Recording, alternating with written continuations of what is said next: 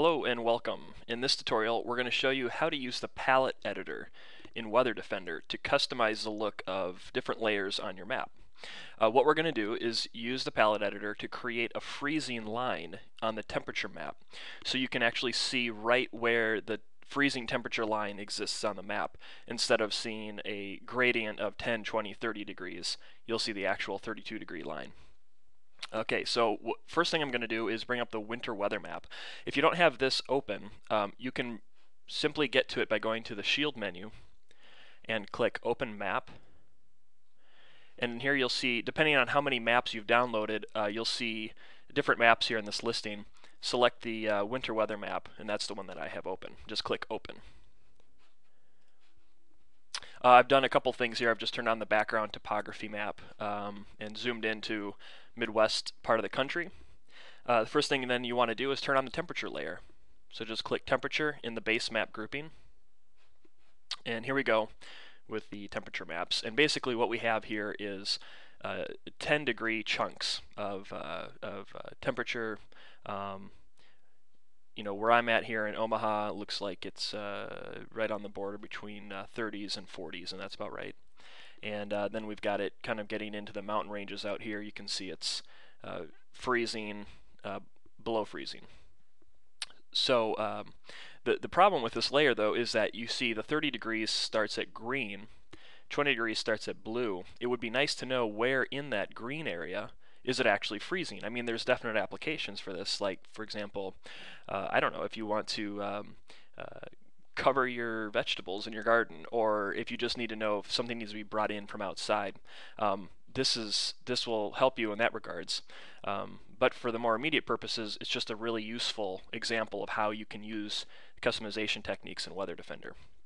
Okay, let's get started here. So what we're going to do is, first thing is unlock this map, because currently it's locked. It means you can't make edits. So we're just going to unlock it, clicking that padlock.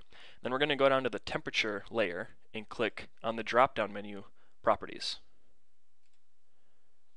Okay, so we bring up a Properties sheet for the temperature layer, and then we're going to go over to the Effects tab.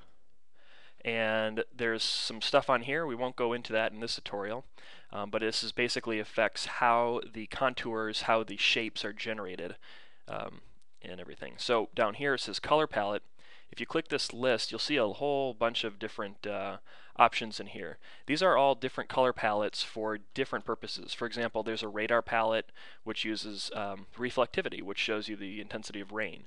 There's one that's wind speed, that shows you how fast the wind is going. They have different colors for different values. And temperatures, high contrast temperatures is the one that's currently being used by default. So that's already selected. I'm just going to click Editor, and it will pop open the palette editor. Okay, so this is the palette editor, and basically this is what lets you modify those color palettes I showed you on the previous screen. You can see up here in the upper left-hand corner is a listing of all those palettes. We have things like National Reflectivity, sky cover for clouds, and then of course the temperatures is what we were just using. And then down here below that is a listing of all of the values associated with colors. And if you were to change a value or a color, it would be reflected in this color legend. Over on the right hand side, there's some advanced options which allow you to show labels, change how those labels look, and we won't be getting into that for this tutorial. Okay, so we wanted to edit the temperatures high contrast palette and add a freezing line. So all you would need to do is literally add a 32-degree line, because we're dealing in units of degrees, temperature Fahrenheit, and then select a color. We'll just give it white, because white is going to have a really high contrast, and hit add. And what will happen is, first of all, you'll probably notice there's now a white gradient line here right at the 32 mark. That value was showed up here. And if you were to scroll down on this list on the left, you will see now in the appropriate spot 32 is listed there. Now, the 32-degree line, is never going to be an exactly perfect line, so we want to make sure that we give kind of a range for errors. We don't want to misestimate the real freezing temperature by trying to get too exact with things. So what I'm actually going to do is I'm going to change this to 33, and I'm going to add another value at 31, also white. and you'll see it creates a broader white line here. And what I've basically done is I'm going to turn white the area that is from 31 degrees to 33 degrees, turn that white. I'm going to call that my freezing line. Now the other thing is that by default, the way that this palette editor works is it gradates the colors. So if you go from white to green, it's going to automatically, and you can kind of tell that here, it's going to automatically fill in all the gaps in between 33 degrees and, in this case, 39.99 degrees with different shades of green, of white to green. I want this to be a sharp contrast. So what I'm actually going to do is add another value just behind and just ahead of those white values that will be green, and so it'll have a sharp cutoff, no gradient. I'll just type it out here and show you what I mean. So I'm going to do 33.01. So basically I give it no room to create a gradient, and I'm going to make that the same color as the next one up. So that's green. I'm going to add that, and then I'm going to do the same thing. So now we have 33 to 33.01. I'm going to do the same thing on the low side. I'm going to put 30.99. Also make that green. Okay, now over here on the right, you can see there's a nice solid white line, very easy to see, visually helpful, useful. Okay, and then we're done. So we're just going to save our changes. Click that once, and then exit, and click OK.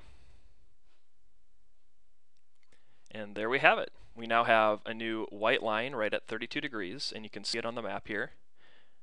You can zoom in. There's a freezing line, so you know that this is calculating at roughly 31 to 33 degrees.